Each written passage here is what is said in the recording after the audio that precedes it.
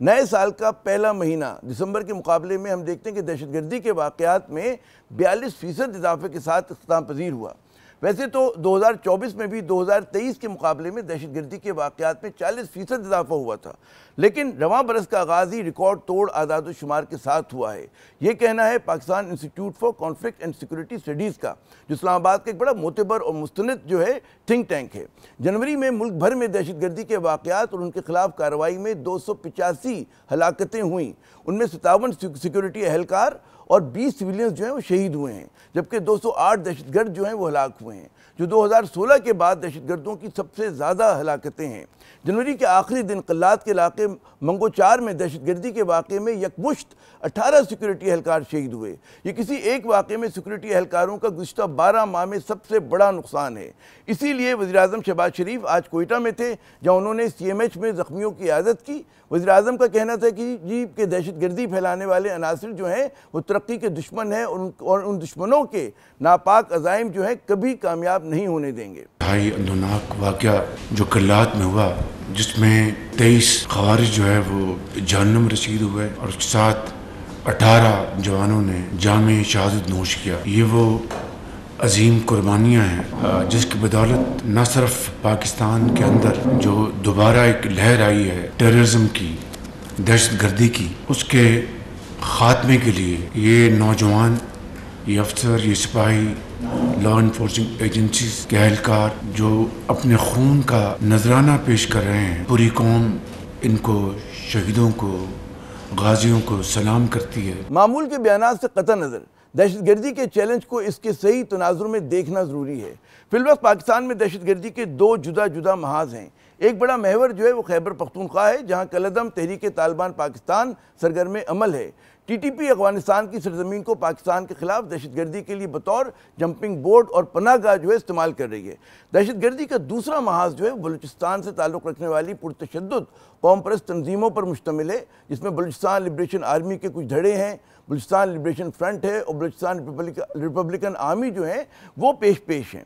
یہ دہشت گرد تنظیمیں زیادہ تر جو ہیں پڑوسی ملک ایران کی سرزمین کو پاکستان کے خلاف استعمال کرتی آئی ہیں۔ یہی وجہ ہے کہ پاکستان نے جنوری 2024 میں ایران کے اندر دہشت گردوں کے کیمپ پر حملہ بھی کیا تھا۔ اس وقت کے مقابلے میں پاکستان کے آج ایران سے تعلقات تو بہتر تو ہوئے، لیکن بعض دہشت گرد گروہ جو ہیں اب بھی ایرانی سرزمین کو پاکستان کے خلاف استعمال کر رہے ہیں۔ ذرائع کے مطابق قلات میں تازہ ترین دہشت گردی کارروائی جو ہے وہ بی ایل اے کے ہربیار گروپ کی طرف سے کی گئی ہے۔ یہ دھڑا جو ہے اب تک بی ایل اے کے فعال دھڑوں میں سے اس کا شمار نہیں ہوتا تھا۔ اس کی طرف سے جو ہے منظم حملے کا مطلب یہ کہ جناب یہ گروہ بھی جو ہے دوبارہ میدان عمل میں آ گیا ہے۔ اس سے پہلے زیادہ تر دہشت گردی کی جو کارروائیاں ہیں وہ بی ایل اے کا بشیر زیب گروپ کرتا آیا ہے، جس کا تعلق جو ہے مجید بریگیڈ سے بھی ہے۔ ذرائع کا کہنا ہے کہ گزشتہ 5-6 برس میں بلوچستان میں دہشت گردی کے انداز میں بڑی تبدیلی آئی ہے۔ اب یہ قبائلی مزاحمت سے نکل کر متوسط اور نچلے متوسط طبقے کے نوجوانوں کے ہاتھ میں آ گئی ہے۔ یہ نوجوان دنیا بھر میں ہونے والی مزاحمت یا دہشت گردی کی تحریکوں سے سیکھ کر انہیں جو ہے پاکستان میں استعمال کر رہے ہیں۔ ان سارے گروہوں کی حکمت عملی جو ہے وہ یکساں ہے، جو اشارہ دیتی ہے کہ ان کا استاد یا ماسٹر مائنڈ جو ہے وہ ایک ہے۔ دہشت گردی کرنے کے لیے جو ہے پیسہ ایک کہتے ہیں نا کہ ایک بنیادی حیثیت رکھتا ہے۔ ان دہشت گرد گروپس کے پاس پیسے بہت ہیں۔ تجزیہ کاروں کا کہنا ہے کہ ہمارے ہی بعض دوست ممالک کی سرزمین جو ہے وہ ٹیرر فائننسنگ کے لیے جانے انجانے میں استعمال ہو رہی ہے۔ اسی لڑائی کا ایک دوسرا خوفناک محاذ جو ہے وہ خیبر پختونخوا ہے، جہاں گزشتہ ماہ جو ہے 37 اغوا برائے تاوان کی وارداتیں ہوئیں، جو گزشتہ 10 سال کا ایک ریکارڈ ہے۔ ذرائع کے مطابق اس صوبے کے بعض علاقوں میں لوگ جو ہیں 4-5 بجے کے بعد جو ہے گھروں سے نکلنے سے ڈرنے لگے ہیں۔ بعض علاقوں میں رات کو دہشت گردوں کا راج ہوتا ہے۔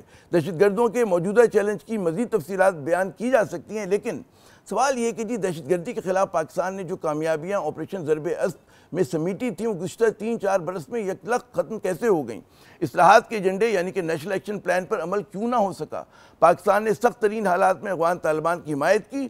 کیا وجہ ہے کہ ان کے اقتدار میں آنے کے بعد پاک افغان تعلقات جو ہیں وہ دوبارہ سے کشیدہ ہو گئے؟